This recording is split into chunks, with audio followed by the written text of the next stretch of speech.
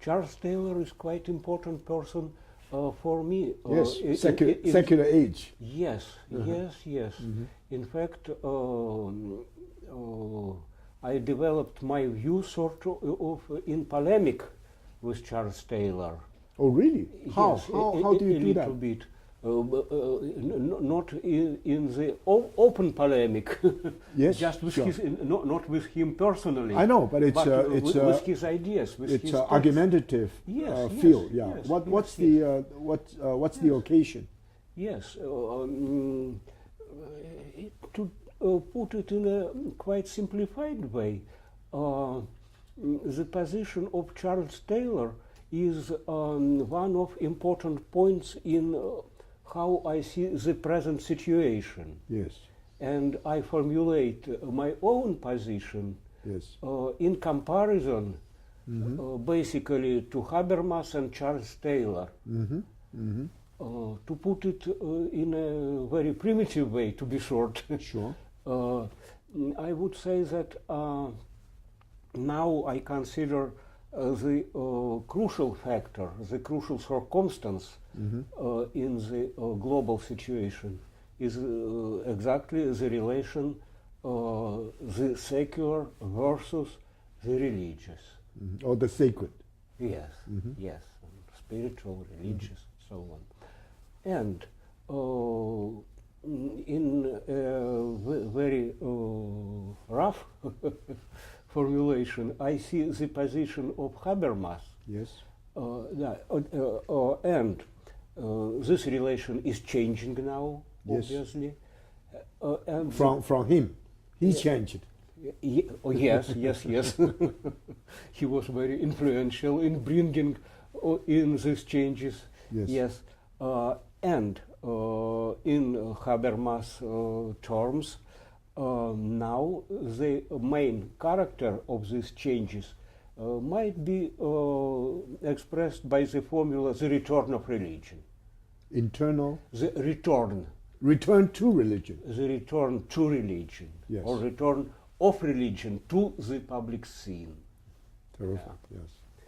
But then it's now, I consider it's now recognized and agreed, more or less, that we have indeed the return to religion or return of religion to the public space. But then the differences starts. How we see this return. And Habermas sees it in one way, Charles Taylor in a different way, and myself still in a different way. So I see at least, roughly speaking, three strategies. Habermas' strategy is that religion must be admitted back to the public space, but in some restricted way. There must be some crucial, the most important sectors where religious discourse is still not, shouldn't be admitted yet. Of course, it's more complicated than this, but just to make it short. Then Charles Taylor, as I understand his position, disagrees with that. He says that there shouldn't be such restrictions on where religion is admitted and where it's not. He says that our global situation is characterized in the first place by the extreme pluralism. It's extremely heterogeneous. There are many factors of all kinds which introduce differences into the situation, and religion is just one of these differentiating factors. According to Charles Taylor, as I understand him, all these factors should be treated on equal footing. All the differences are equal, and all can enjoy full rights. They are all admitted. They all participate in public life, all the groups, religious groups included, must have full rights to express themselves in public space. And religion has no essential distinctions among all kinds of differences which there are. Some of them are religious, others are social, ethnic, cultural, and so on. The present reality, according to Charles Taylor, is just the vast manifold of differences of any kinds. And all the differences should be treated on equal footing. That's how I understand his position. Mm-hmm. But I disagree with that. But I think you disagree with Habermas more strongly. Yes, sure. More sympathetic to Charles Taylor, yes, but still essentially different. Of course, yes. We can arrange these positions, these visions of the return of religion hierarchically. In Habermas we have the minimal return, in Charles Taylor somewhat bigger, greater return, and in my case I think this return should be still more radical. Why and how? Mm-hmm. Why and how? We should see more closely into the nature of these differentiating factors, these factors which constitute the manifold of global situation. Mm-hmm. And when we see more closely into this factor, we see that they are of a different nature and they play different roles in the development of the situation. And for me, the main way how to look more closely into the nature of this factor is anthropology. That's the crucial dimension of the reality for me. I tried to describe, to reconstruct the anthropological dimension of the global situation. And then I see that different factors in the situation are connected with or are produced by different anthropological formations. In my synologic anthropology, I do what I call the anthropological diagnostics of the situation. I look at the phenomena and I try to reconstruct which man, which anthropological formation could produce this phenomena, who is standing behind this phenomena, which figure of man. Of course, I must have some repertory of these formations. That's the main work which I do in my synologic anthropology. For a long time. For a long time, yes. And when I have the repertory of types, sort of a list of possible anthropological formation, then I can make these diagnostics. I look at the phenomena, at factors constituting the present situation, and I ascribe them to various anthropological formations. I see who is the man who produced this phenomenon, and who is the man who produced this phenomenon. And in this way, I see that first of all, of course, I look at the most important phenomena in the present day situation.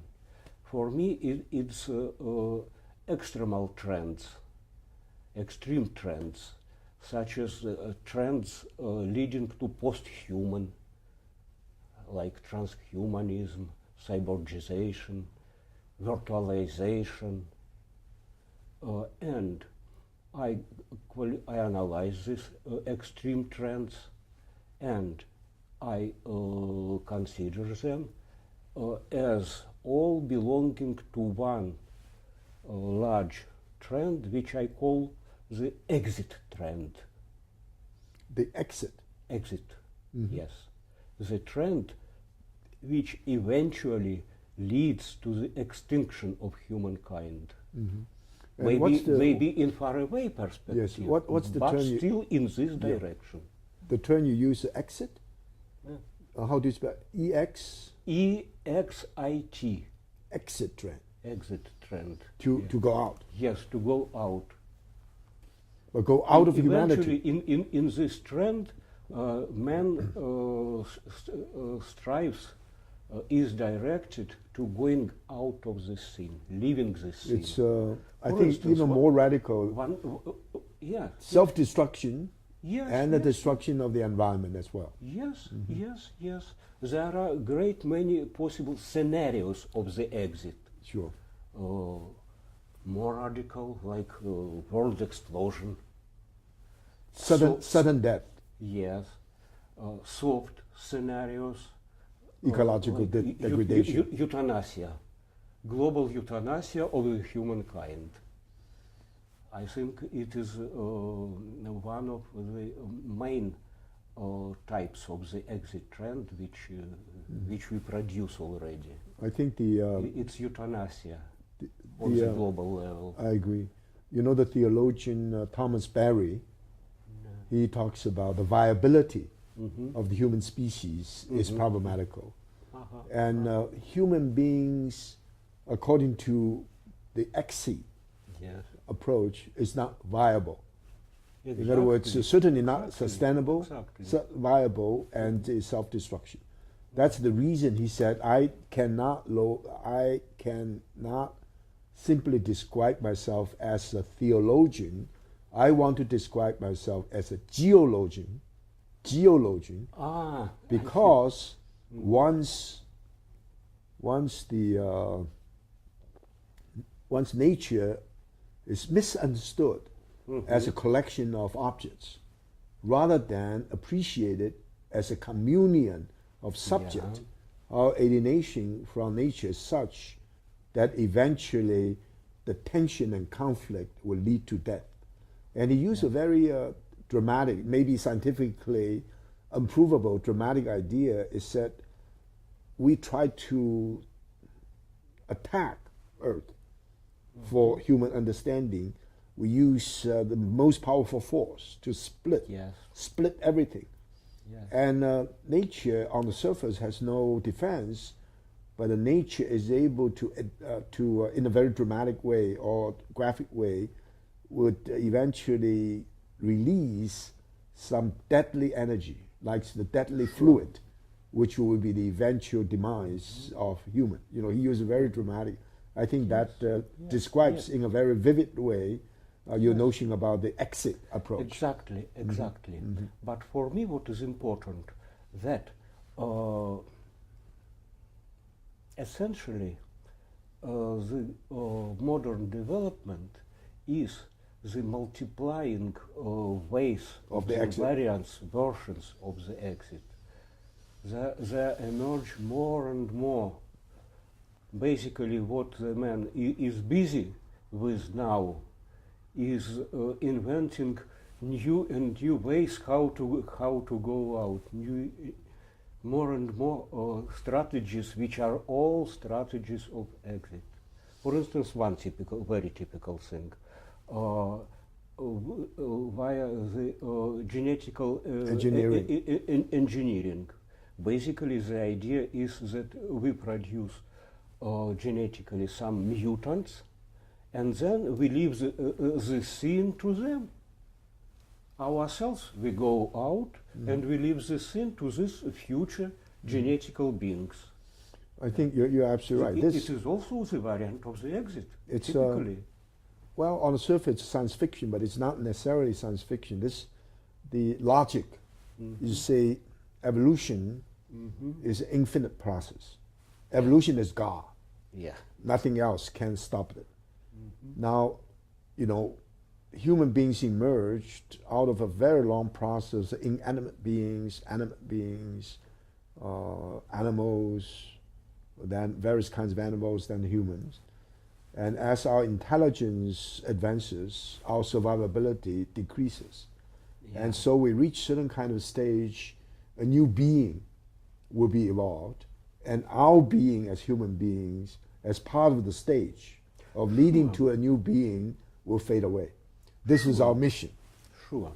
But there are some parameters, some characteristics which make it possible to choose which discourse is more correct and which is less correct. I mean the discourse of continuity or the discourse of breaking and end, and then starting something quite different. Yeah, end of this exit approach. Yes.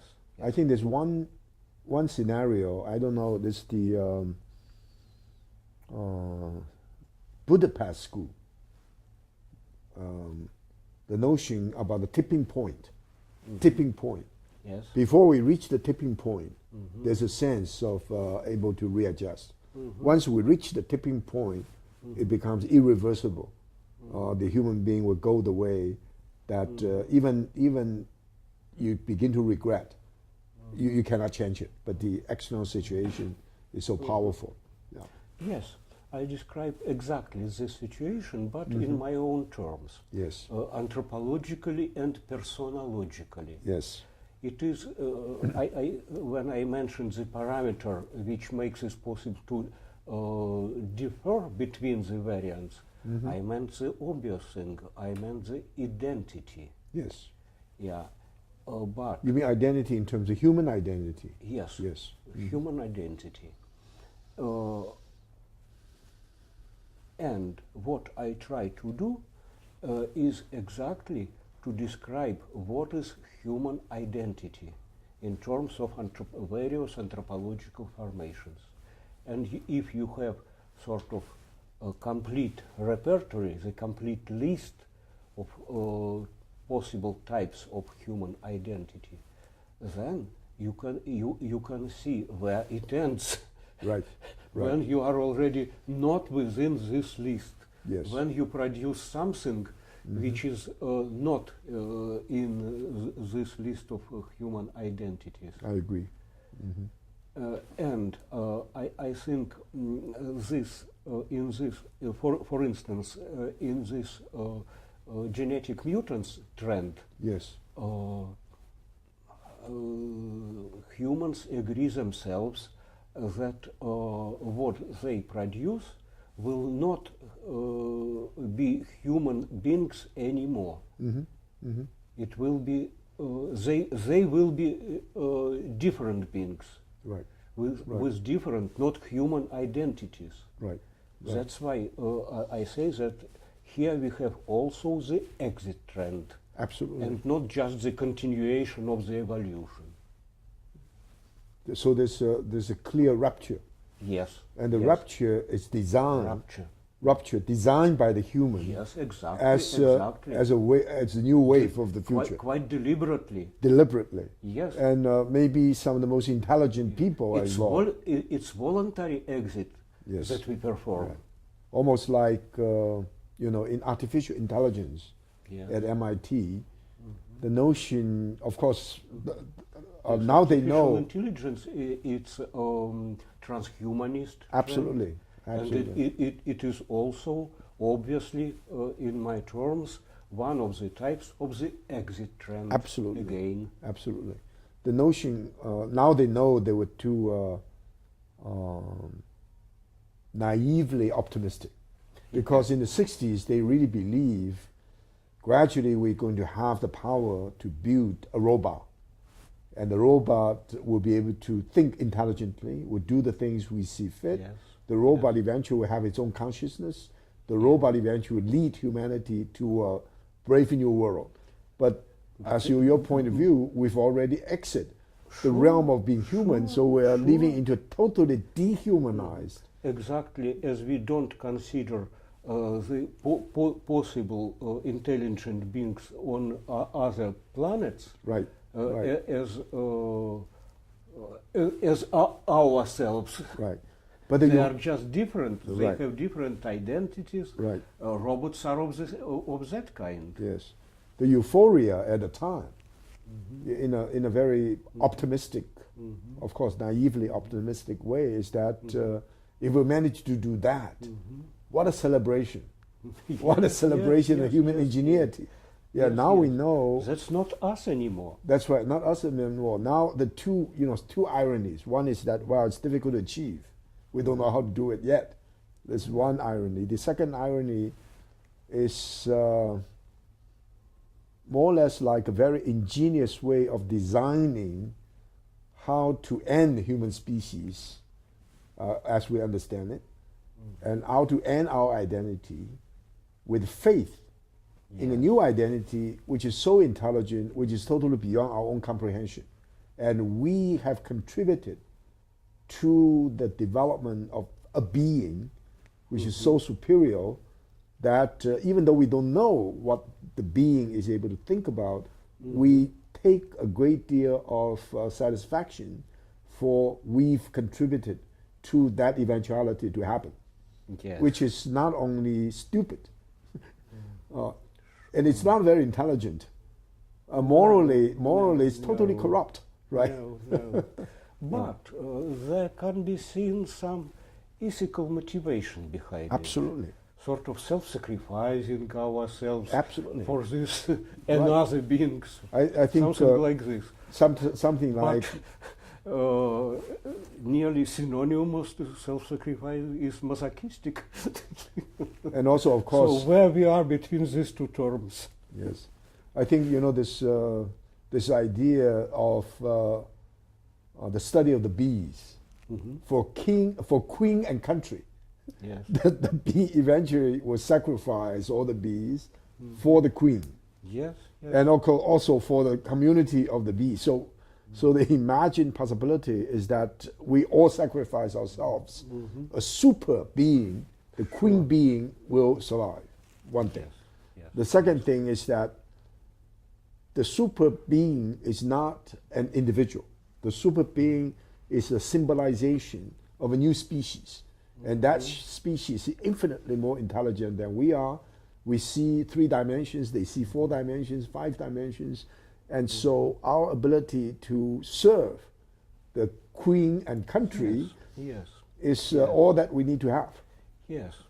I think that basically it's one possible and correct scenario of development, but it's not our case.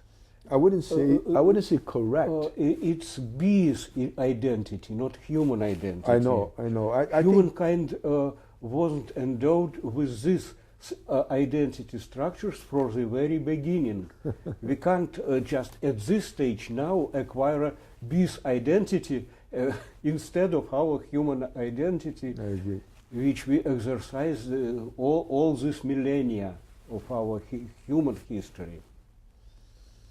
So, in addition to exit approach, what else? Yes, now I feel it's necessary to come back to the return of religion. What has it to do with this picture, with the exit trend? The connection is very direct. Exactly, the return of religion is one of the possible ways to correct the trend. As I said, religious man corresponds to different anthropological formations, to different identity and personality structures than secular. Secular man has many variants, changing with history. But now, secular man is exactly the formation which performs the exit trend. And the religious man is the anthropological formation which can't perform the exit trend by definition. Not only it can't, but it will not. It existentially committed not to follow that trend. Exactly, exactly. So, in this logic, the return of religion is exactly the way to correct the anthropological situation, to overcome the global risk of the victory for the exit trend. Because religious men, I call this formation ontological man. Ontological man. The ontological man. Sure. That's how I call him. Yes. Great. In different religions, he has different embodiments. But generally, it's all the general term is the ontological man.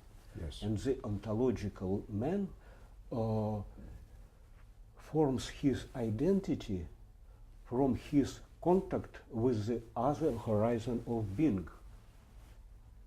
And that's exactly the human type of identity.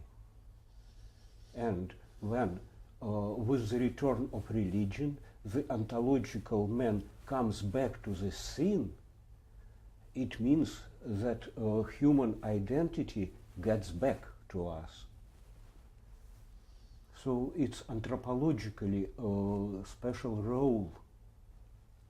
It's not just one of lots and lots of factors in the pluralism of the present situation. Now I can see very clearly. It's anthropologically special factor. Right.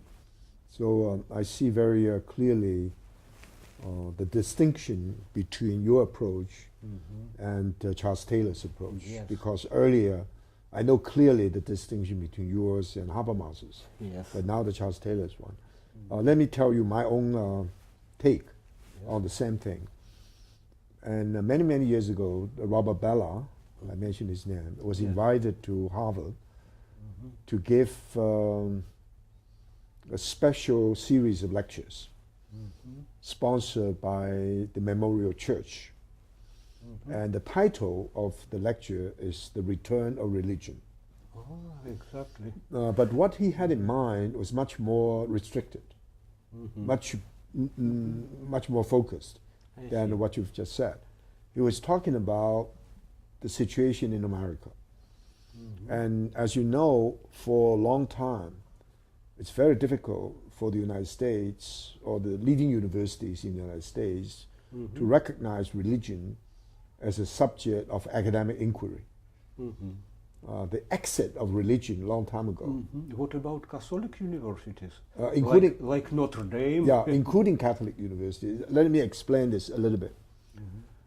Earlier, virtually all universities, they emerged in America as religious universities or university colleges. Harvard was established in order to train pastors, ministers. Oh, I see. When Harvard became a bit Unitarian, so other universities were established, such as Yale, maybe Amherst. So the real Trinitarian approach from the Protestant point of view will be maintained. So all the so-called Ivy League schools, Harvard, Yale, Columbia, they were all established in order to train ministers or preachers. So they need to study Hebrew, if possible, not just Greek and Latin. So in the Harvard motto is Veritas, search for truth. But one symbol of Harvard is 3 books, 2 open, 1 book is closed. So 2 open books represent the knowledge that is easily accessible. The book that's closed probably is the sacred book. So you may have to study Hebrew, study other languages to understand it.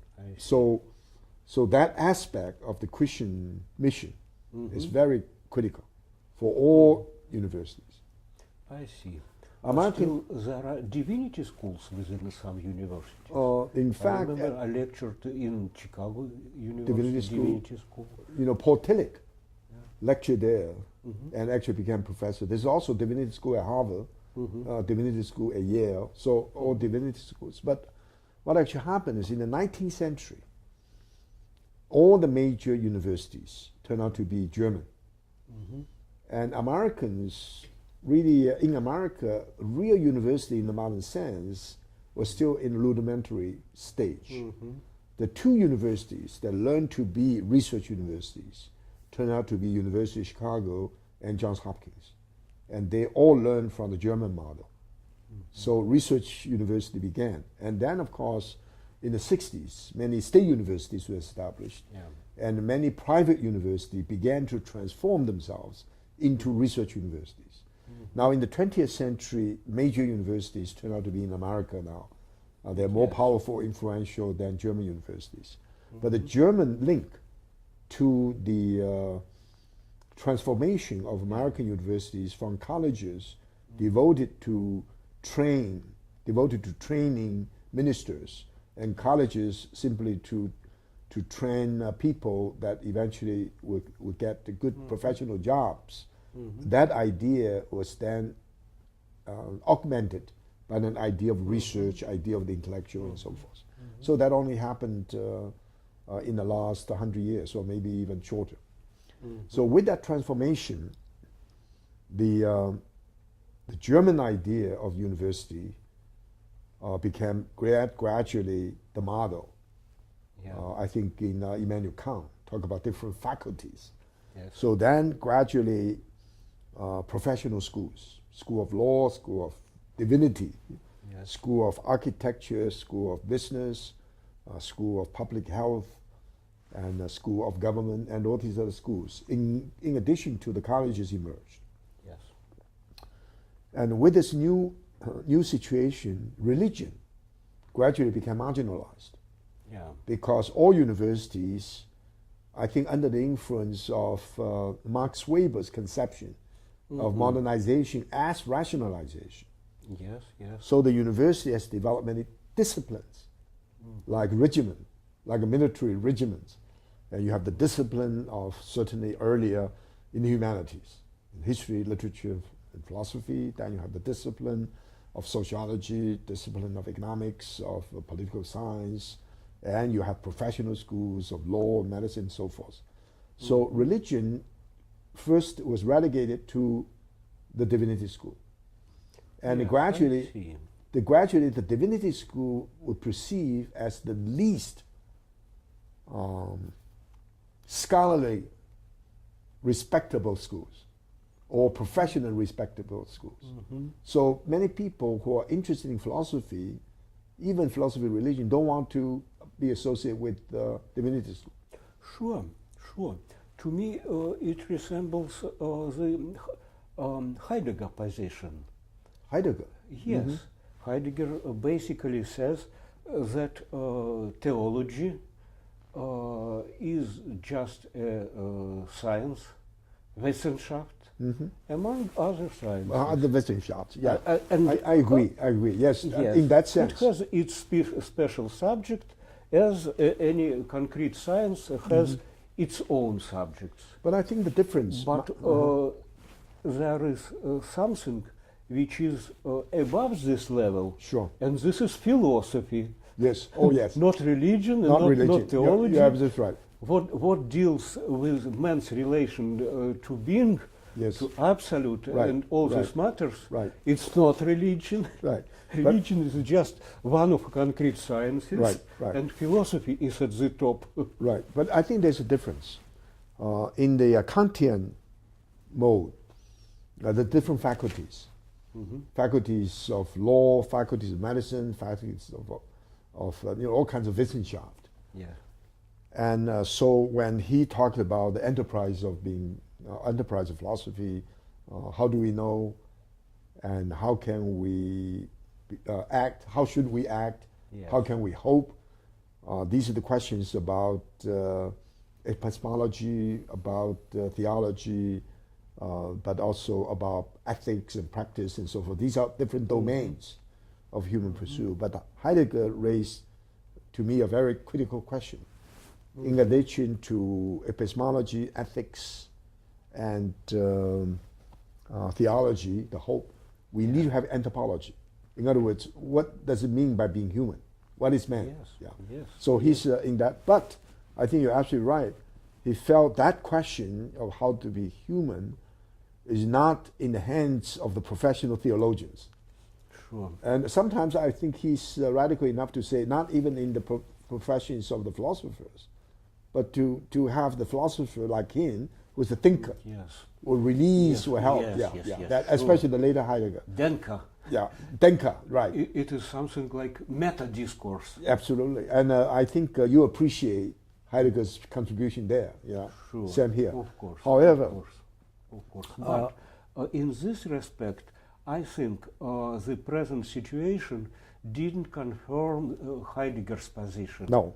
It develops differently. Differently and in a much broader sense. Yes. Yeah. For me, in particular, what was quite important was the relation, the Heidegger's very negative attitude to anthropology. Yes. He preferred, for some reason, he has chosen to understand anthropology in a very narrow way. Right. Maybe he was just great absolutist in favor of philosophy as meta discourse. That's probably fundamental, yes. fundamental ontology. Yes, and he tried to reduce the role of anything else. No competition. Right. Religion is just one of concrete sciences. Right. Anthropology is also one of narrow, You're right. concrete fields. Right. But it didn't work. didn't work. But I think when Robert Bellah gave a series of talks on the return of religion, what he had in mind was the emergence of something I think wrongly described as a discipline, that's religious studies. And curiously, even though these universities, in America in the 60s and in the 70s became highly secularized, had a lot to do with the American separation of church and state. Yes. So you're not allowed to teach Christian theology as a priest. You're not allowed to teach Judaic tradition as a rabbi, or teach Buddhism as a monk, or teach Hinduism as a guru. Yes. These are religions. And if you're a good scholar of religion, you study religion, quote, scientifically, in a disinterested spirit. You don't study religion as a believer. If you believe in something, for example, if you are a devoted Christians, teaching philosophically about Christian, you're in the divinity school. Sure. So divinity school is relegated to the background as one of those professions which allows people to show their belief. However, even in the school of divinity school, those people who are devoted to become priests or become preachers belong academically to a lower division. It's sort of a profession of the practice. They practice it. The great theologians and so forth would study theological questions without this pretension to be a priest, or without this desire. So, but what Bellah is trying to say is, look, if you look at all these disciplines, it seems that religious studies flourished. Philosophy department becomes smaller and smaller. Religious departments become greater and larger, expanded, because everybody wanted to know something about religion. And very few people want to know about philosophy in general, let alone analytical philosophy, which has already become so professionalized that becomes technique, craftsmanship, analysis. They develop their own language.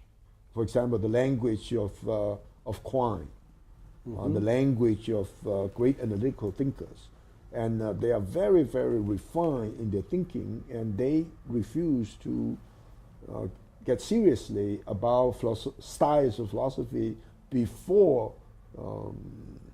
the Wittgenstein. Let's say in a post-Wittgensteinian philosophy mode of thinking, after the linguistic turn, epistemological turn. Yes. My personal experience is fascinating. I was given a Harvard Yenjing Fellowship to go to Harvard to study philosophy in 1962. I see. And the three areas of philosophy I just took it for granted, are absolutely critical for me. Before by then, I had been very much seasoned in studying Confucianism as a philosophy, as I understood it, I see. philosophy. So I said, well, the three areas I want to study, one is aesthetics, one is ethics, the third one is philosophy of religion. And at Harvard, they said, what? We're interested in logic, epistemology, philosophy of language, philosophy of mind, and ontology. We don't have anyone to teach ethics. It was then the period of the domination of analytic philosophy. Oh, Yeah. the domination, not only the domination, but analytical philosophy itself is huge, complicated. Yes. And they have to invite someone from University of Michigan to teach ethics. There's a Charles L. Stevenson. He can. I see. And they didn't have anyone to teach continental philosophy. Later, they managed to get a scholar, great scholar from Heidelberg, Heinrich, to teach Kant, Hegel, and Heidegger. I see. And they don't have anyone teach religion, philosophy of religion. One summer, they managed to get someone, a young instructor, who was very well trained in analytical school, and he believed once you know how to analyze philosophical languages, you should be able to, understand the structure and try to come up with very critical reflections. So he decided to teach a course on Kierkegaard in the summer. It shows how the community, the academic community, was disconnected. Totally. Because at the same period, for instance, I know very well that in the USA there were quite good religious philosophers. Absolutely. And among Russian and Greek diaspora. It was at the time some of the most articulate intellectuals in America turned out to be someone like Sorokin, who's teacher of great sociologist. That's right, teacher of Taco Parsons, right? Yeah. You have Sorokin, you have Portillic, was a great mind. And you taught at Harvard, and you have people like Richard Niebuhr, Reinhard Niebuhr. You have people like David Reisman, who is a great sociologist, The Lonely Crowd. You have people, I think later, people like Shimao Eisenstadt on comparative civilization. So in sociology, there were And, great figures in who sociology, paid due attention to religious aspects. Absolutely. So I said, But why in should philosophy there were none. no? So why should I get involved with philosophers? Many of the philosophers was narrow-minded. The question was, Robert Ballard asked me in the 60s about the most influential philosophers in America, that Mr. Quine. He said, what is Quine's view on the Vietnam War? Yeah. What is Quine's view about the American soul? Yes. What's Quine's view about the human condition? Yeah. His view about world order? Yes. And none. And Quine had a great response. Quine said, I'm interested in perennial, great idea. I'm not interested in these temporary ideas. Yes. So he's like a theologian who refuses to talk about the secular city. He wants to talk about the kingdom of God, which is very much in a symbolic structure. So most of them wanted to be scientists, logicians, scientists. And sometimes they fail to be really scientists. So they clarify the scientific language for common people. And the scientists don't want them to do that. And the common people don't appreciate what they do. So I would say it's a sad situation. But anyway, there's also a very strong non-religious humanism, secular humanism, embodied in that mode of thinking. I'll give you the most one of the most amusing and revealing anecdotes. I got to know Mr. Quine quite well. We belong to members of the fellows of the American Academy of Arts and Sciences. So every Tuesday at noon, the fellows would get together for lunch. And since most of the fellows together for lunch were retired fellows, didn't have much else to do. And I lived just across the street from the academy, so I always go there for lunch. Normally about 10 or so, these are really dignitaries, people like Quine, like Samuelson, in economics. Sometimes, occasionally, Kenneth Galbraith, but he rarely showed up. But a great revolutionary thinker. Yes. Well, anyway, he's Mr. Evolutionary thinker at the time. We talk about, and great mathematicians and so forth. But anyway, I took a walk with Quine once on Harvard Yard, on the motto of Emerson Hall. That's where the philosophy is. Yes. It says, "What is man that thou art mindful of him?" I learned the story that earlier the philosophers, they're all secularists, wanted to put the motto, "Man is the measure of all things." Yes. But the president, I don't know which president, maybe Eliot, or the president who wanted to put a biblical statement like, "What is man thou mindful of him?" So the major debate, there's no solution. Instead of Protagoras.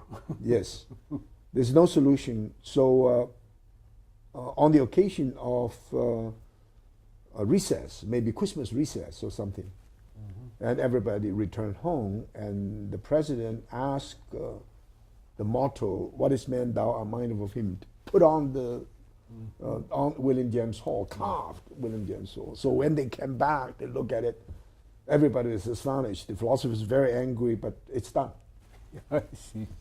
So I said, "What is your reaction to that?" Quine said, "Look, this is a question. What is man thou art mindful of him?" You know the answer? I said, "No. The answer is man is the measure of all things." So we secularists triumphed. So we provide the answer. They ask the question. So it's a kind of anthropocentrism. Yes. Now, in that time when Robert Ballard talks about the return of religion, is the return of the discipline of religious studies to American universities. I was involved in that quote movement. Yes. I taught at Princeton as a private university. Princeton had a very good program in religious studies. But when I went to UC Berkeley, which is a state university, no program in religious studies. So Robert Ballard, Bill Bausma, who is a great scholar in Renaissance studies, and a young, very talented, at the time, very talented scholar by the name of Max Juergensmeyer. He was with the, in Berkeley, there's what we call the Graduate Theological Union. That we call it the Holy Mountain, because there are about 8 or 9 theological seminaries. They get together, form the union. Yes. So he was active. That union is very ecumenical. So union, later they accept the Jewish tradition, not to mention Orthodox, also accept the Buddhist and Tibetan Buddhist. I don't know whether they have an Islamic center or not, but anyway. So we try to develop undergraduate program at UC Berkeley in religious studies, which is painfully difficult. At Harvard, the situation is again fascinating. There's a very good program in religious studies, but it's under the Divinity School. There's also a center for the study of world religions, but under the Divinity School. So a great scholar of religious studies, I claim him as one of my teachers, at least a teacher friend, by the name of Wilford Cantwell Smith. He published a book called The Meaning and End of Religion. And also, as a Christian, he published a book, The Religion of Other Men, which is study of Islam, and accepted by some of the best Islamic scholars as one of the best books, even though he himself was Christian. I see. It's a clear case that a person with scholarly sophistication and with compassionate, sympathetic mind is able to penetrate the religion of someone else and to give an account which is not only sympathetic, but it's persuasive. So he's a great mind. And he was the director of Islamic studies at McGill. And so he was at Harvard. And he was the director of the Center for the Study of World Religions. So he said the center of the study of world religions ought to be the umbrella center. Divinity School should be part of it. But now the Divinity School is the sponsor of the Center for the Study of World Religions. It's not right. So his great ambition was to help the department, the program called the Committee on the Study of Religion, to be fully established at the College of Arts and Sciences, the Faculty of Arts and Sciences. So gave me that mission. I moved from Berkeley to Harvard. in 1981. So I gladly accept the challenge. But anyway, make a long story short, I managed to have the Committee on the Study of Religion moved from outside of the periphery into the center. And now it's one of the most important intellectual programs on the Harvard Faculty of Arts and Sciences. So that was the indication, one of those indications that Robert Ballard talked about the return of religion. But my own take is yet a little bit different. Let me say, first of all, I totally identify with your project, and also, of course, your interpretation. Yes. So more so, certainly not with Habermas, because I met Habermas many, many years ago when I was even a graduate student at Harvard. I got a chance to talk to him person to person. Yes. I wanted to underscore the importance of religion, and he didn't pay much attention to religion, let alone Confucianism and other kind of religious traditions.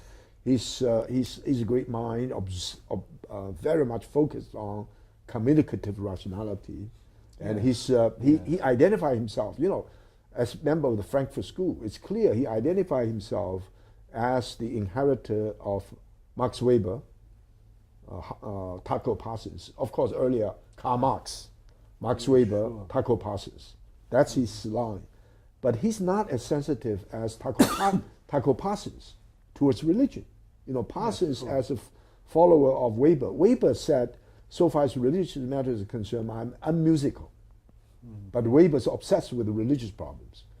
Habermas is interested in religion from a kind of axial age perspective, but he became much more interested in the European and American societies, how to develop the rules of communication, the basic rules. So later he became really fascinated by Jack Ross's work on justice. So they became very close. And in that scenario, the public sphere is political, the political process. Religion is always relegated to the background. Now, I had a debate on the faculty. I had a debate sponsored by the dean, the Council of Deans in the Faculty of Arts and Sciences. Dean Michael Spence, he was the dean. Later became dean of business school at Stanford and received a Nobel Prize in economics. But at the time, he was the dean of the Faculty of Arts and Sciences at Harvard. He presided over the debate, and mainly the debate I had was with Drebin. Professor Drebin is a devoted follower of Quine. And he said, I'm a believing Jew. I'm totally committed to Orthodox Judaism. But religion is a matter of the heart. Religion is academically undoable. You cannot study religion. It's something you feel. That's part of you. I take religion absolutely seriously, but I fight against any attempt to make religion an academic subject in arts and sciences because it's undoable. So I said, look, if you're right, then literature is undoable. Philosophy, in a broader sense, is undoable. And not to mention religion. So anyway, I won the debate. So people... To some extent, it refers to all the humanities. Absolutely. All the humanities, yes, absolutely. So this kind of positivistic scientific view that anything that is not quantifiable, is not doable, is not objectifiable, is really or not falsifiable, ridiculous. But I think today we can criticize this attitude quite philosophically. Absolutely. Because this attitude is based completely on what we call a subject-object paradigm. Which is already untenable. Untenable. Yeah, not only, especially since Cartesian. Totally, I think the paradigm of cognition, and it doesn't work. We all know this. And no Cartesian subject, so no subject-object paradigm, and it has the necessary, unavoidable implication in the configuration of discipline, of disciplinary discourses. Absolutely. As they didn't want to take these implications. Right. They agreed with the death of a Cartesian subject, Absolutely. but they didn't want to take the academic implications Yes. of it. Yes. So I think the return of religion and the return of the religious discourse, religious perception, religious insight to the academic community, to me, is not only very important, significant, but personally I was involved. So I consider that as a very important personal satisfaction. But that's not my main concern, actually. Because I look at the global situation, and I realize that the division between philosophy and religion in itself, as a division between the Greek mode of thinking and the Judaic mode of thinking in the Axial Age itself, is highly specialized, highly localized, highly particularistic. That's not true with Egyptian tradition, not true with Hindu, India, Buddhist, not true with Confucian, Taoist, and not true with the Christian theology either. So this division itself compels us to look at the philosophical tradition in the West as it was practiced, let's be very parochial, as it was practiced at Harvard at the time. So I look at it, there's only one professor on the faculty of Harvard, who's a full tenured professor. That's Henry Aiken. Henry Aiken is a frustrated professor because he's a loner. Nobody talked to him. Everybody felt that he was not a very successful philosopher. He didn't philosophize correctly. So there's only one Chinese restaurant on the Harvard Square, not a very good one, but since the only one, it's very crowded. So once I was there, there's only one seat, an elderly gentleman occupied the other seat, so I asked him whether I could sit down. I said, okay. He said, I'm Henry Aiken. I'm a philosopher at Harvard. I said, well, I'm a graduate student. I heard a lot about you, and I know you're not happy. He said, my gosh, I'm frustrated. Then we talked, and he gave me, in a very succinct way. Of course, I had been thinking along those lines, but not as succinctly as he did. He said, look at philosophy in the West. Let's just forget about Judaism. Look at philosophy. Philosophy emerged as love of wisdom with Socrates. Even in Plato. Plato is not just a syllogistic logician. Plato is also a mystic, involving not just the Republic, but also. As they had the division of labor Absolutely. between him and Aristotle. Absolutely, and also the idea of the cave and so forth. So Aristotle is certainly one development, but Aristotelian development is not the full story about Western philosophy. There's also the Stoics, with the incredible commitment to discipline and so forth. Now, certainly in Christianity, people associate with St. Augustine's Summa Theologica. But you remember St. Augustine toward the end of his life, when he had this great religious experience, is that this experience of mine as compared to my whole theological construct, the theological construct is minuscule in terms of satisfaction. This experience, religious experience, personal, is really strong. So then St. Augustine seems to address the question even more existentially significant than the big theological. Sure. And in fact, you mentioned experience. And yes. This is a crucial word. Absolutely. Crucial notion. Absolutely. It's a sort of primary level of reality. Absolutely. And the discourse is secondary with respect I agree with to you. it. At some periods, we need to come back to the level of experience. Absolutely. And to ask whether the discourses we are using now are correct with respect to this experience. I agree.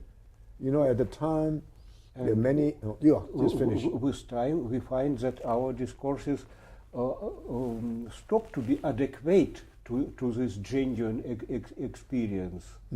and they betray this experience. Yeah, and we must to look more profoundly into our own experience. Absolutely. And to me, the best example of this coming back to the experience and looking more closely into what it is, and finding, elaborating a new discourse out of this closer inspection of the experience, is exactly what Husserl has done. I agree. He discovered that the same experience, which seemed well known for centuries to Western philosophers, has deeper levels, and as a result we obtain phenomenological method, quite mighty philosophical new weapon. And also I realized that... And maybe now it's turn to come again. Yes. After Husserl. Yes. And why I was fortunate to meet a great Husserlian scholar in 1969 in the East-West Philosophers Conference, his father Ambreter. And he at the time was in possession of 6,000 pages of Husserl's personal note, and still, the whole archive. So we know a lot about, the minute you talk about Husserl, about phenomenology, you talk about erudition. You are just too much. Husserliana is still in process. Yes, you have and down dimension. So this is great. But I think the interesting thing about Husserl, from my point of view, is this incredible power of science and objective description and so forth. The inner spirituality as the core. Sure. For me, it's in visual terms is best should be characterized. He had the special talent for the philosophical inner vision, inner sight, and how to describe what he sees down there. Right. But I think the important thing, pardon me for using Eastern Orthodox description. Yes. The kind of spiritual exercise, I think you use the term eventually, different levels and stages of human realization, human perfection. Yes. That phenomena, based upon experience, not deeply developed in Husserlian phenomenology. Yes. And this is why there's a group of Chinese scholars who actually study with Husserl and others, wanted to call their idea as 心灵现象学. 心 actually means heart and mind, 灵 means spirit. So phenomenology of the heart and mind and spirit. In other words, their school is right now to take this internal spiritual exercises, the deepening subjectivity seriously as the primary datum for religious reflection. This is Husserl at the time, anyway, overwhelmed by the development of science and technology and all these other areas. He discovered the importance of this, but that intuition is terrific, but it's not fully developed. Not enough phenomenologists manage to get to that depth. It's also a deepening process. Or let's say, I think I'll give you an example, like you, or someone who's really worked at the different stages of spiritual, and then developed this phenomenology. That's different. I think that's a new task. Okay, and also to me, very very fascinating is precisely this not lack of distinction, conscientious attempt not to make the distinction between philosophy and religion. So then, I'll just complete with Henry Aiken's description. He said people put a lot of emphasis on Kant, not enough on Kierkegaard, your hero. Now Kierkegaard, certainly not Kantian. For example, if we take philosophical styles seriously, you cannot, actually I was involved in a workshop sponsored by the East-West Philosophers Conference, or called Asian and Comparative Philosophy Organization, on styles and thought. You cannot think about Heideggerian thought in the late Heidegger by using the style of the early Heidegger. time and being is not the right one. You cannot think the Nietzschean thought in Kantian argumentatives. And in this sense, then Kierkegaard's style, it's anti-Kantian, right? And anti-narrow rationality. So to say truth is subjectivity.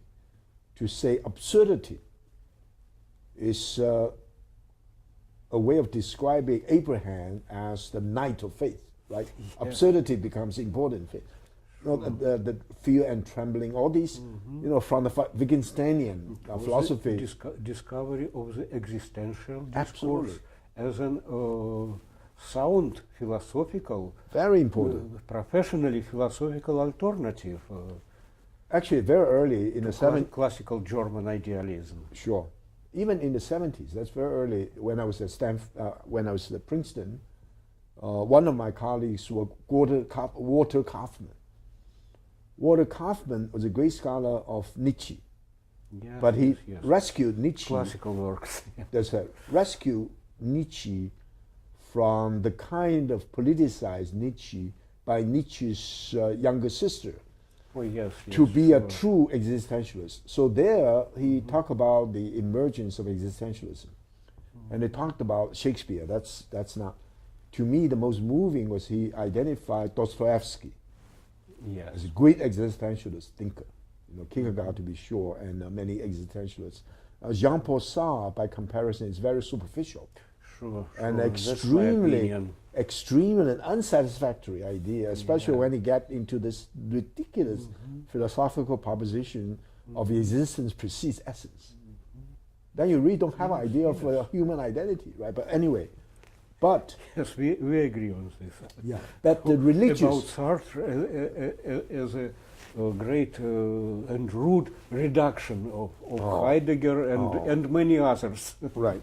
But the religious existentialists, such as Maritain, such as Gabriel Marcel, and these people, at least in that context, they became fascinated by Bujaev's work, like Gurdjieff. You know, that's part of the world.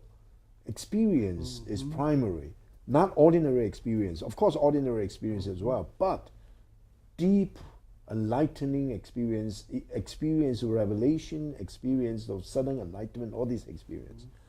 So experience as such is not all.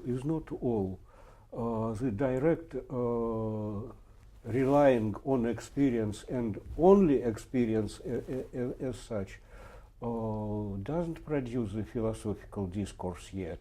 I agree. There must be method. Yes, there must be a method. But I think, you know, you can say to a certain experience must be elaborated with reflection. Sure. And absolutely. with the method. Right, right. But otherwise, we have all this empty religious talk by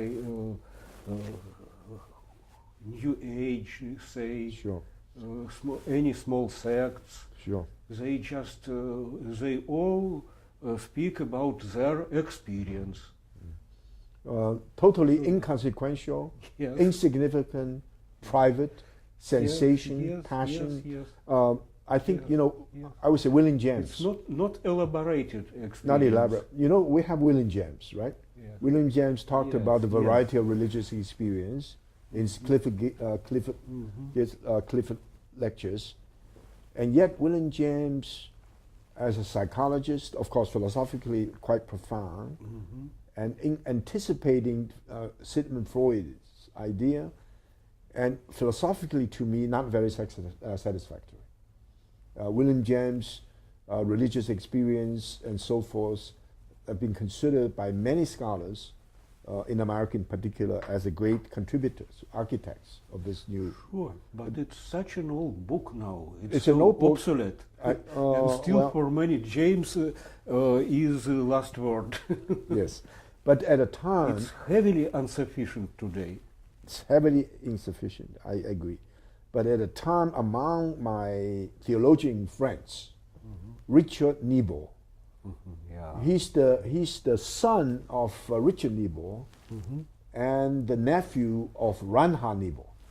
The great the one. Richard Niebuhr at Harvard. I see. He's published very little. And yet his book on experience, it's called The Religious Experience, is still extremely readable, important. So, you know, there's a famous class of theologians at Yale. I forgot. Gordon Kaufman was in that class. Richard Niebuhr and Preston Williams, and this great scholar in religious ethics, teaching at Amherst for many years, Gustafson. They're all. Gustafson told me, because they're very famous, Gordon Kaufman, you know, maybe 30 dissertations on Gordon Kaufman's constructive theology. And numerous people studied Gustafson, and people studied Preston Williams, trained a generation of people. But Richard Niebuhr normally is ignored. But Gustafson, you know, his classmate said, of our generation, I can bet in the future it is Richard Niebuhr's book on experience that will survive. And I think he's prophetic. He's right. I see. And I would somehow get. I know him very well. I would let you. I think it's really terrific.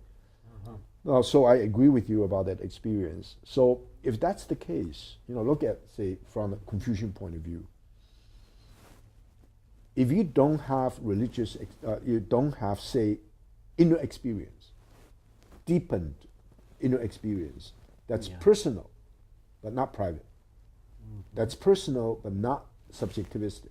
Yes, It is. yes. So I would say the real conflict is not between subject and object. I don't even believe there are conflicts. The real That's exactly what Husserl teaches us. Absolutely. It's Agree. elaborating structures of transcendental subjectivity. Absolutely.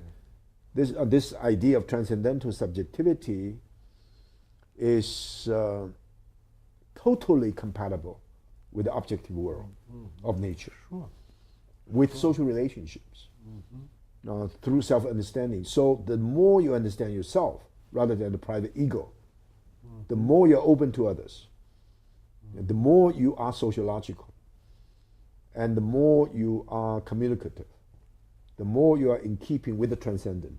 So this idea of the self is open, pluralistic. Now, if that's the case, the separation between philosophy and religion as understood in terms of Western experience, because Judaic tradition with emphasis on faith is radically different from the Greek tradition with emphasis on rationality. Well, there is always some border, Yes. but where it is, it shifts. Absolutely. So we need to rethink about that. Our question here is rethinking the human. So rethinking the human is predicated on ability to rethink the Greek, rethink Judaic, rethink Confucian, rethink Hindu, and so forth. And in the context of, I would call, I think you agree, of the dialogical civilization. Yes. In this context. So one thing I really appreciate what you've done is I really still don't quite understand your notion about the method, the Eastern Orthodox method of understanding the anthropologically defined person, and which is a deepening subjectivity. You use a special term, and I would like to know a little bit more. You remember the term that begin with the EPS. I wrote it down, but let me just take a look. I certainly would like to know a little bit more about that. I extremely pleased with your distinction between the communication that is not a communication of protocols. It's not the IT model. But I would like to know, of course, it has to be a summary of hesychast practice. The Yes, exactly. The hesychast practice. I would like to know because this is you cannot elaborate there, but this is something I hope we can have a seminar in I Beijing. You know, we have a group of people now. We're going to devote ourselves to the study of Eastern Orthodox tradition I see. as embodied in your work. I see. So you'll come. We talk I about see. this I Hesychast see. practice, but now maybe in a summary way, give me a sense of what Yes. you have in mind. Yes, Right. yes. Funny. Our discussion moves back in time. Yes. My anthropological work was moving in a different perspective. I started with studying this ancient practice, Yes. and then it turned out that basing on this ancient practice, we acquire some new ways and means how to describe, how to analyze, and how to understand the present situation of our day, of nowadays. So,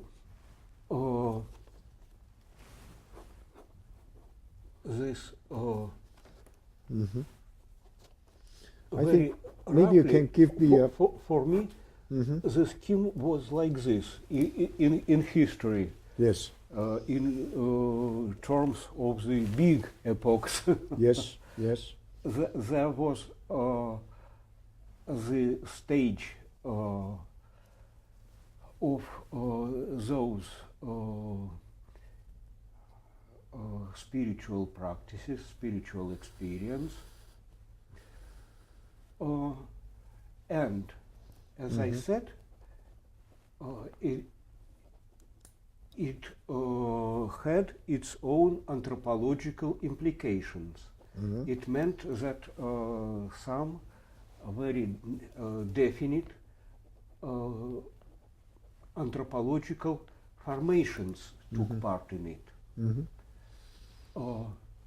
Now we have quite another anthropological situation, but the anthropological formations have some common properties with those ancient ones.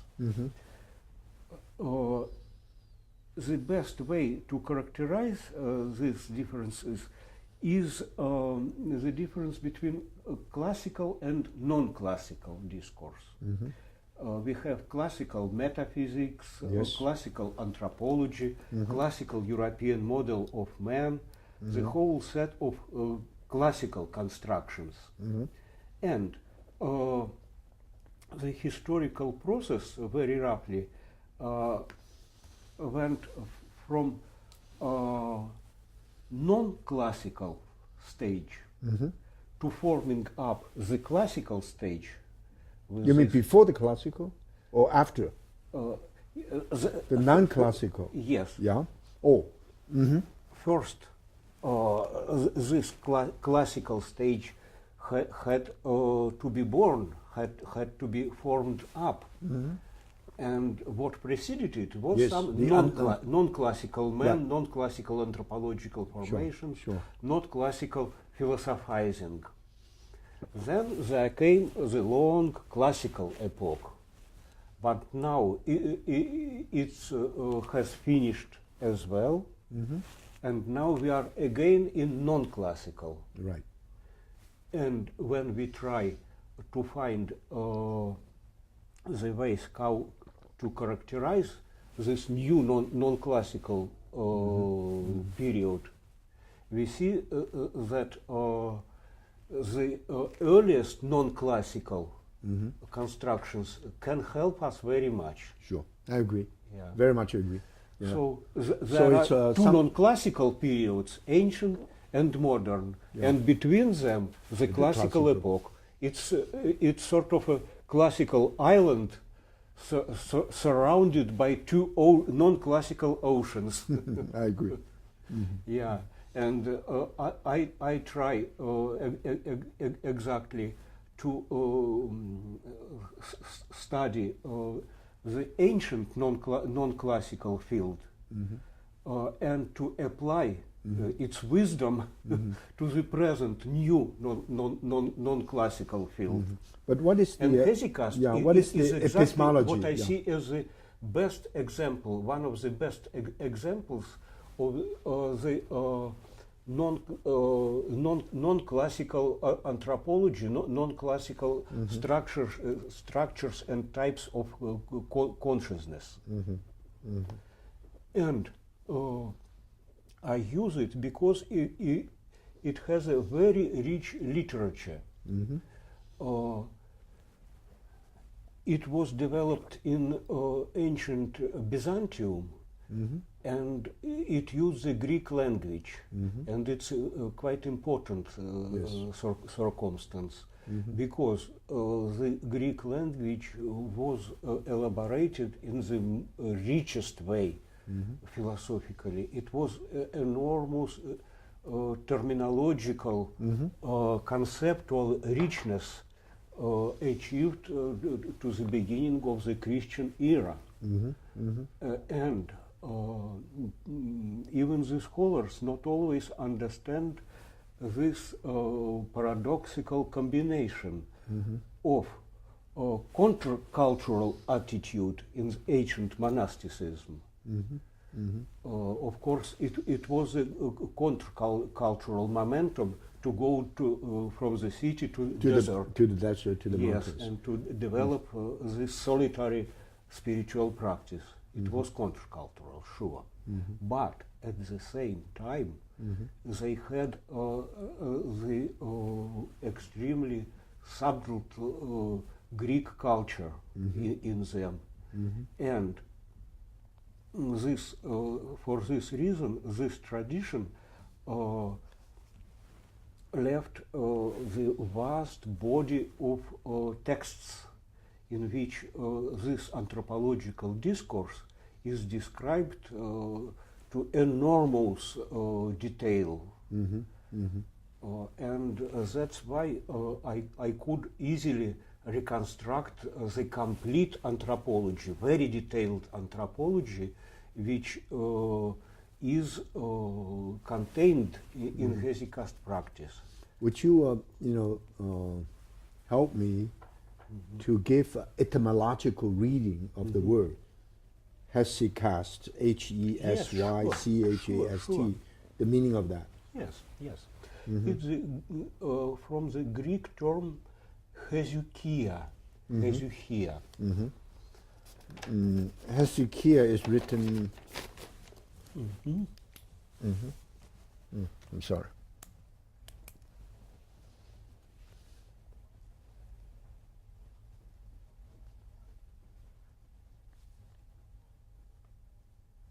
Hesyschia. Hesychia. The meaning of Hesychia is. The rough translation is silence. Silence. But Greek is extremely rich in nuances. Sure. And the main term for silence is, in Greek is not hesychia. It is sige, completely different.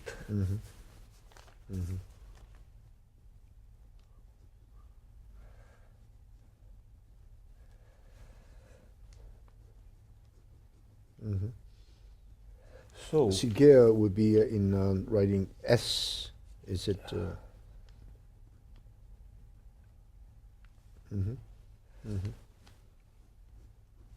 This is the basic usual term for silence as we understand it. Just stop saying anything. Yes, yes. It's sige, not hesychia. And hesychia is extremely special kind of silence.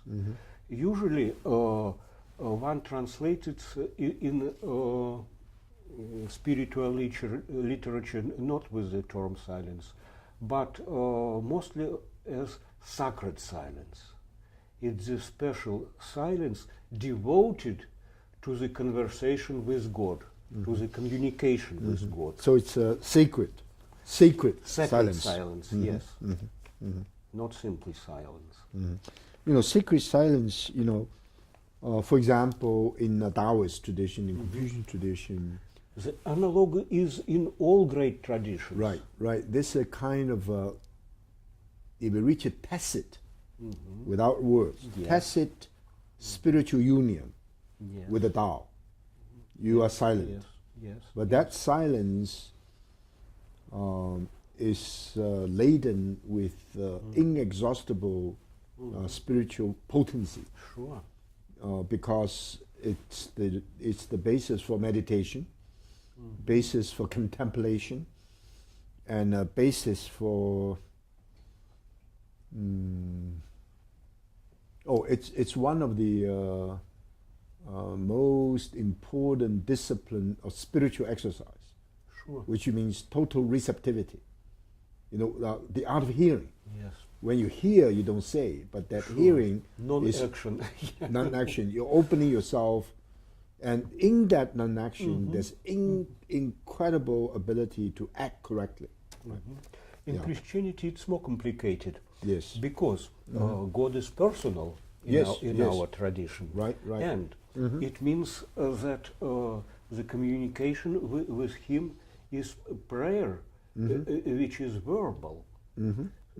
And for this reason, the notion of silence becomes more laden and more paradoxical. A person is silent, but at the same time, he speaks permanently. He speaks to God. In hesychasm, in particular, this silence, during this silence, he performs incessant prayer. Incessant. That's the crucial notion. That's a special kind of hesychast prayer, the prayer which became incessant, literally, quite literally incessant. And it's crucial in many aspects, in particular even physiologically. When the prayer becomes incessant, it means that it accumulates more and more energy. Praying is an energetic process. When we pray, we concentrate, we increase our inner energy. And when prayer is broken, when we stop our prayer, this process of accumulation of energy also stops, gets disrupted. But if prayer becomes incessant, this increasing of one's inner energy doesn't stop. And the energy achieves enormous concentration, which it cannot achieve in any usual practices. That's very special. And we consider that this incessant prayer is exactly what makes it possible to ascend to the higher steps. When the real, actual transformation of human being begins. No. So it has quite a naturalistic description, also not sufficient on its own, but still also needed, this naturalistic aspect. By means of that special technique of prayer, such concentration of energy is achieved, which is impossible by any other ways. I have, when I was reconstructing this prayer process, I made the parallel with being a physicist by my education. I studied the thermonuclear reactions, and in achieving thermonuclear synthesis, scientists, my colleagues in nuclear science, produced a special method, special technique, the isolated camera. They discovered that if they create completely isolated, physically isolated from any external fields, isolated camera, in this camera, the substance which is in this camera can can achieve so high temperatures, which is impossible without this strict isolation.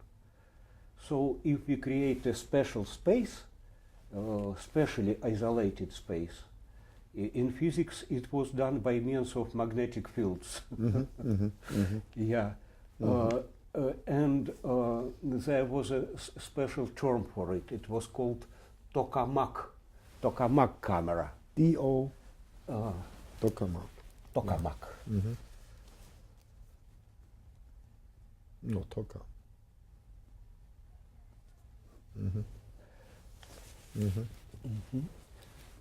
The substance put into this tokamak camera, magnetically isolated space, can reach so high temperatures that the thermonuclear reaction can start. And did you say camera? Camera. Space, isolated space. Yeah. It's called camera. How do you say camera?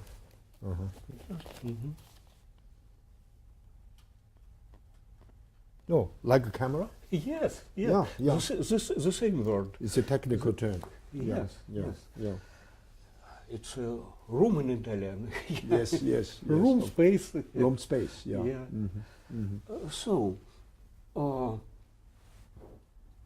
if we create such a special isolated space, it means that we create conditions under which energy can achieve an unusual concentration. And why this concentration is needed for us? Why we are interested in such increasing and decreasing concentration? Because there is some threshold value, for instance here in our physical parallel. If the temperature achieved some very different degree, then the threshold is achieved and the substance goes into a completely different state. And it is the moment at which thermonuclear synthesis starts. That's how it starts. We must achieve unusually high temperature, inachievable by natural means, and then the substance goes to another state, and quite another processes begin. And it is quite correct, parallel to the anthropological process. We increase and increase and increase the concentration of our anthropological inner energy, at we reach some stage, indeed quite definite, like in physics, beyond which we enter a completely different dynamics, different state, and in religious terms we achieve the union with God. And I think in the Eastern Orthodox tradition, that practice is through personal effort. Yeah. But at the same time, how is God's grace? It's too Two-way. important. That's two-sided. Two-way. Two-sided process. And what I still didn't mention in this physical parallel, the isolated space should be created. The concentration of energy is prayer, but this prayer must be performed under special conditions in an isolated space. Otherwise, it won't be able to achieve the needed concentration. In physical systems, this isolated space is created by means of magnetic fields.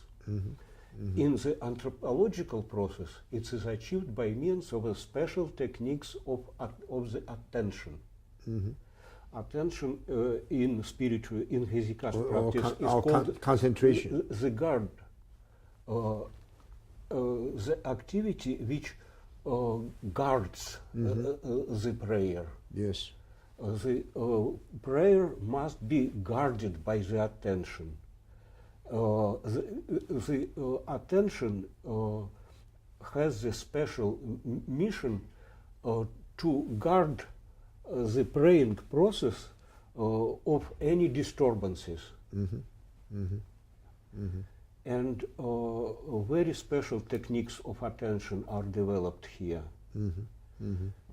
And what is crucial is not just prayer as such, but the union of the two activities, prayer plus the attention, which lets the prayer to be guarded and as a consequence to become incessant and increase its concentration. So, and it was considered as a key to the Hesychast method, not just one thing, not just the technique of prayer, but namely the union of the two very different activities, prayer and the attention. It even the necessity of this union. Attention in this case means the concentration of energy. Yes, technique of concentration. As I find extremely close to phenomenological attention, of the concentration on the inner experience in Husserlian phenomenology. Exactly. And the key role of this union of attention and prayer was discovered not at once. It demanded several centuries of the tradition to discover this. And when it was discovered, it was expressed in by special formula, which sometimes called Hesychast mantra. Hesychast mantra. Hesychasts themselves don't like this term, but in wider use, we sometimes call it like this. The term prayer in Greek is prosephe, and the attention is very close. It's prosoche. So phonetically, it's two very close words. Prosochi, prosephi, and prosoche, prosephi. It's two words combined. Yes. It's like a mantra. Prosoche, prosephe. Please the two words. Union of these two words is the key to the practice.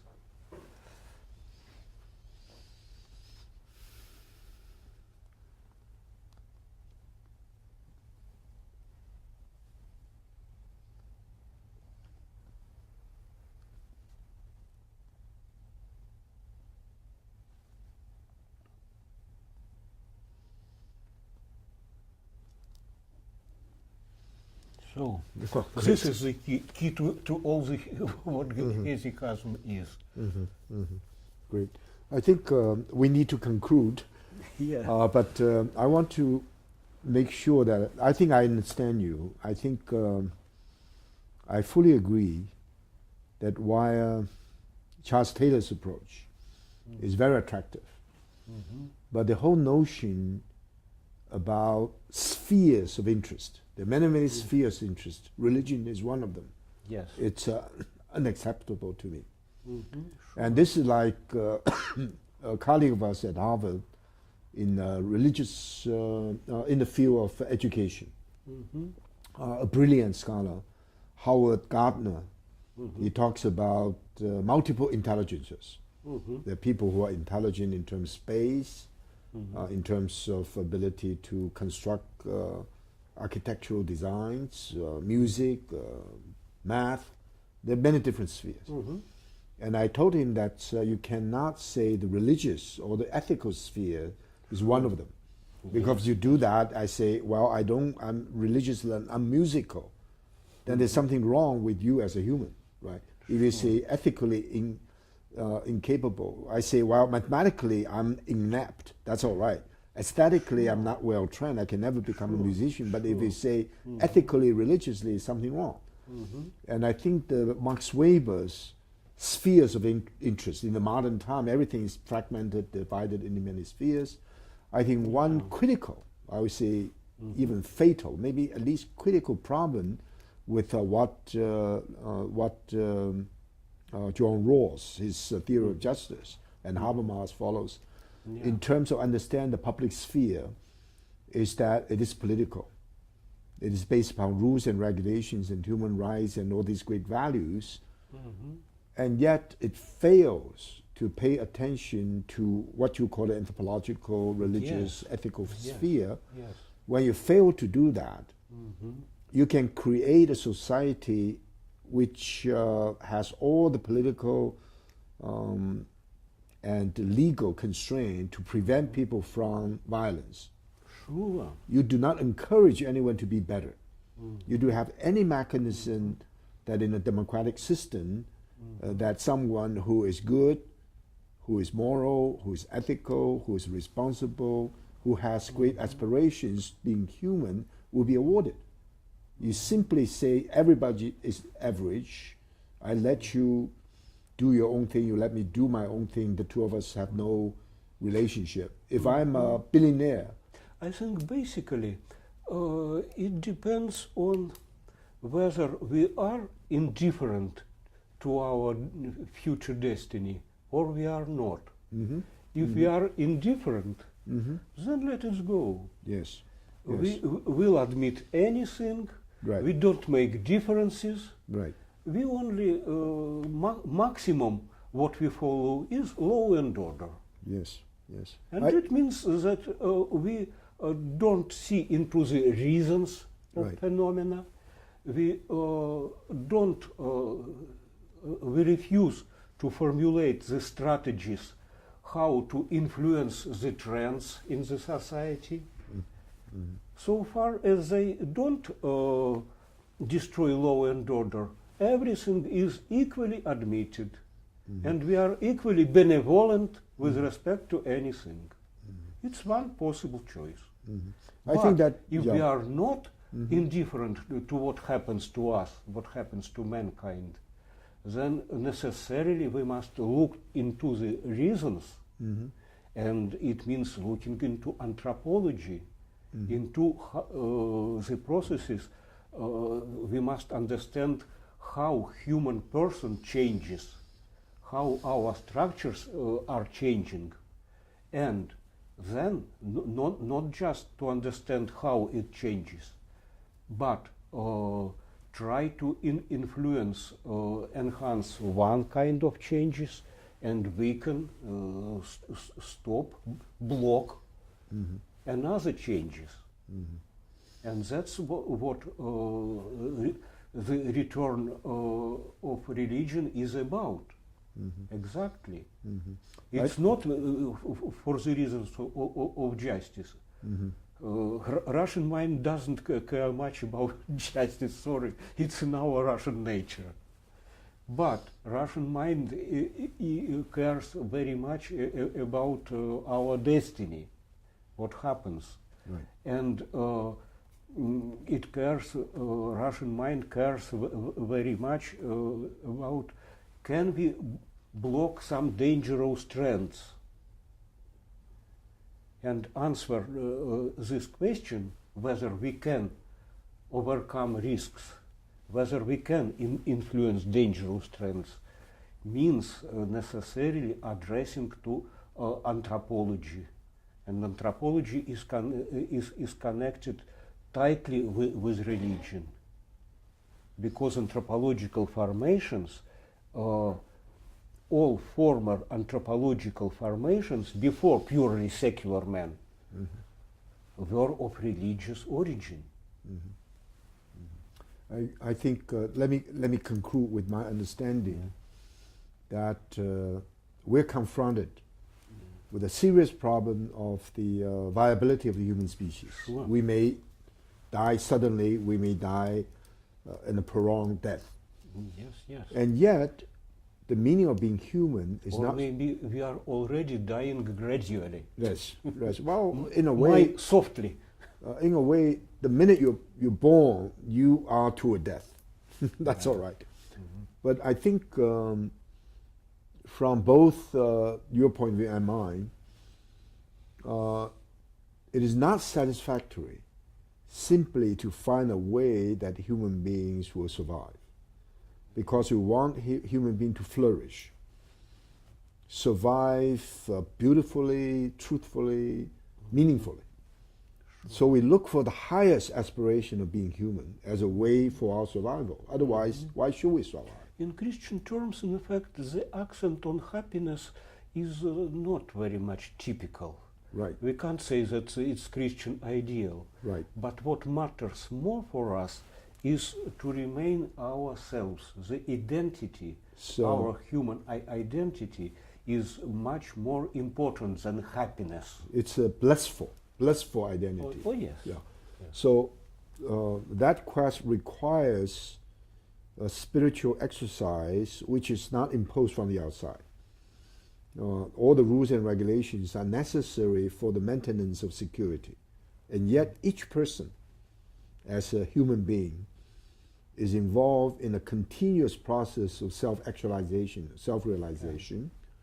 And that process of self-realization indicates the different stages of spiritual cultivation leads to different conceptual apparatuses of understanding the meaning of being human. Sure. And it's not an abstract thinking about human in order to impose that path to the experiential development. It's the actual experiencing of self-actualization that provides both the theoretical basis and practical basis for thinking about what human being really is. That's the reason why we look up to some of the great witnesses, great exemplars of our human heritage for inspiration, for aspiration. Yeah. And that process is a ceaseless process of self-actualization. And we imagine the highest process, if it can be imagined. Nobody existentially can achieve it, but everybody ontologically is endowed with ability and with the promise to do it. And in that kind of, it's pluralistic, but it's never relativistic. It's pluralistic, and there is a competition, I mean the healthy competition for excellence. You have the Hindu, you have the Buddhist. No objections against competition as one of the aspects. It's almost like the quest for to excel. Sure. A great pianist, we want the pianist to be even better than what he has accomplished, even though he's the best.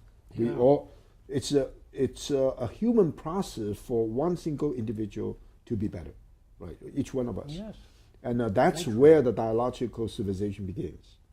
That dialogue is to share not only with our techniques of survival, we should do that because given the current situation, but it's also let us share different spiritual paths that would be mutually referencing, mutually learning, and because we know, whether in God or Allah or heaven and so forth, wishes using our anthropological term, wishes human beings to flourish in the best aesthetic, spiritual, and scientific way, right? I think that's when we have you coming to our newly formed group of studying Russian Orthodox philosophy, focusing on your work. I think it would be terrific that we begin to read many of the works you work on. He's here. He's here. He's here. He said, and there I think we'll be able to begin the Hesychast practice as a way of organizing our thoughts about spiritual exercises in the Buddhist and the Taoist and the Confucian way, and my understanding, and that will help us not only just simply to share the experience of spiritual exercise, but also to construct a philosophy, doing philosophy, not just construct, doing philosophy based upon that kind of interchange. In my line, I developed a kind of general theory of spiritual practices. Right. Yeah. I think that would be just critical. I mostly concentrate on hesychasm. I see. But then I extend these notions to all the manifold of spiritual practices. For instance, I had a very good collaborator who is a specialist on Zen, and in my institute we had about 3-year long program on studying Zen with my methods. And the results are already published. Terrific. Reconstruction of Zen anthropology in my terms. Yes. Based on my notion, Satori and all that. Sure. Next year. But it's in Russian. Of course. I think they should be translated. I think with the group here, we should have the Russian translated into Chinese first. And of course, people interested translate into English as well. We have quite a number of people here in the team there. And your work has been translated into Chinese.